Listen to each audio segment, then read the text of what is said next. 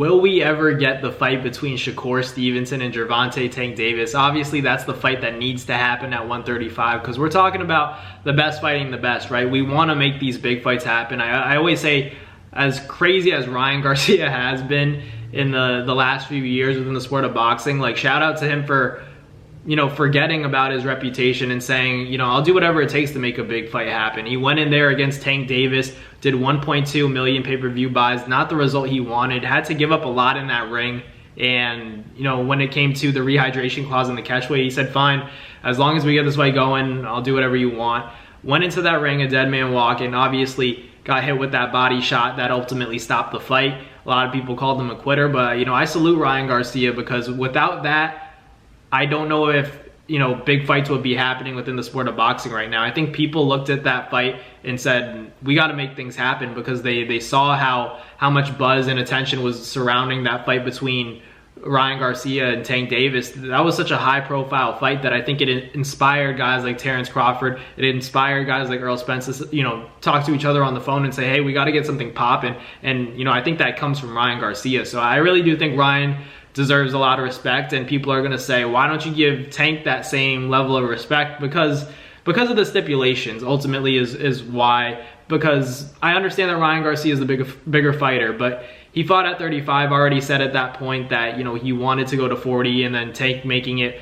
136 and then a 10-pound rehydration clause. It's just, rehydration clauses rub me the wrong way. I just don't like them. I think that you should just fight at a weight and then make that fight happen. Stop with the catch weight, stop with the rehydration clauses. I think, they should just fight at a one simple weight and make that weight. I just think that's how it should be. But, with Floyd Mayweather's blueprint, it's just such a strategic way to, make it seem like it's even, but ultimately at the end of the day, just because they're both agreeing to a catch weight and agreeing to a rehydration clause doesn't mean it doesn't, affect one person more. That's just the bottom line, and it affected Ryan Garcia a lot in that Tank fight. So I'm not saying that Tank wouldn't have beaten Ryan Garcia regardless. I'm just saying, that there's always going to be an asterisk next to that win for Tank over Ryan Garcia for me. That rehydration clause and catch weight just always didn't sit well with me. I always said, Tank's good. He doesn't need to put these stipulations on. I know he has that Floyd Mayweather blueprint, but I just don't think he needs it. I think he's good enough to just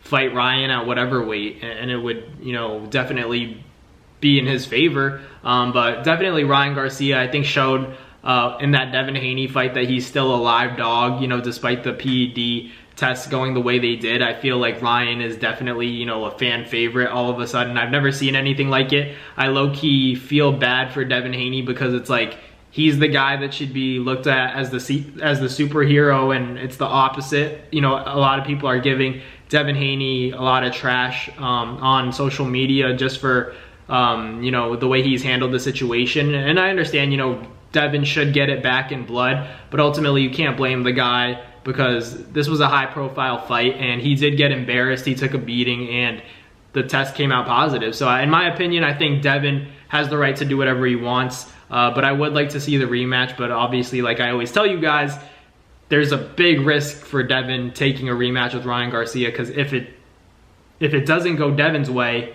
and the same thing happens or worse, he goes to sleep or gets stopped in some way by Ryan Garcia in a rematch, his career is over. It's just hard to say. His career in terms of, what he was going to be or projected to be, that's all gone. Because, especially with all of social media surrounding him, he's getting consumed by what everybody is saying about him on social media, calling him weak, this and that. So it is a risky fight. I still think Devin could win a rematch against Ryan Garcia.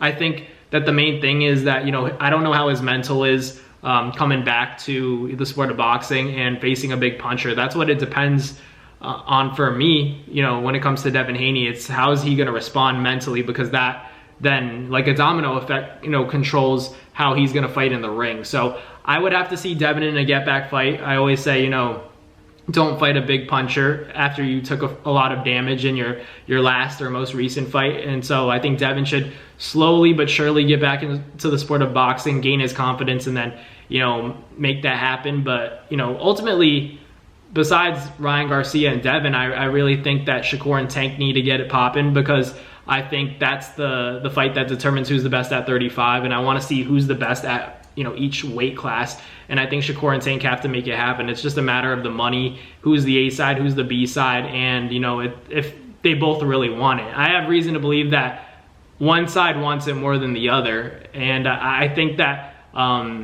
Tank wants it more than Shakur does. That's just my opinion. I just don't think, you know, Shakur's in a rush to get the Tank fight. I'm not saying Tank's in a rush either, but I think Tank would feel more confident just because of the power, you know, the momentum right now. I think Shakur coming off an injury, Tank would probably want this fight right now. If he's around his managers, he would want this fight right now. But I think the best version of Shakur Stevenson and the best version of Tank, that would probably be in a year from now till we see that fight. But I really think we need to see that. I hope it happens. I'm pretty sure it's going to happen. Apologies for the slight interruption. But yeah, just going back to Shakur and Tank, I think that's the fight that ultimately needs to go down, because I really want to see the best fight the best. Like, I'm just like every one of you that wants to see a competitive fight. And, you know, as good as Shakur is defensively, how good can you be if you haven't fought the best offensive fighter? And same with Tank. You're knocking all these guys out, but how are you going to fare against a guy that is so defensively sound? You know, Shakur Stevenson is the most defensively sound. So we'd have to see, you know, the best of both worlds clash in a mega fight, and I just can't wait to see it. I think it'll happen at some point. We just got to give it some time and be patient boxing fans. But let me know in the comments what you guys think. Shakur versus Tank, will it ever go down, and who you guys got? I got to give the edge to Tank just because of power. As good as Shakur is, I just think that when all else is equal, you know, the power is what's going to stand out. And as important as it is to be defensive, Shakur's going to have to engage to win rounds. At some point, he's going to have to be active. And I think in these moments, Shakur and Calvin, they're going to, Tank and Calvin, they're going to figure out something. They always have a secret sauce for each fighter. And I think Shakur's a difficult puzzle to solve, but if anyone's going to do it, I think it's going to be Tank, Coach Kenny, and then Coach Cal. So let me know in the comments what you guys think, but thank you guys for watching. Like, comment, and subscribe, and I'll catch you guys in the next Nabs boxing video. Peace.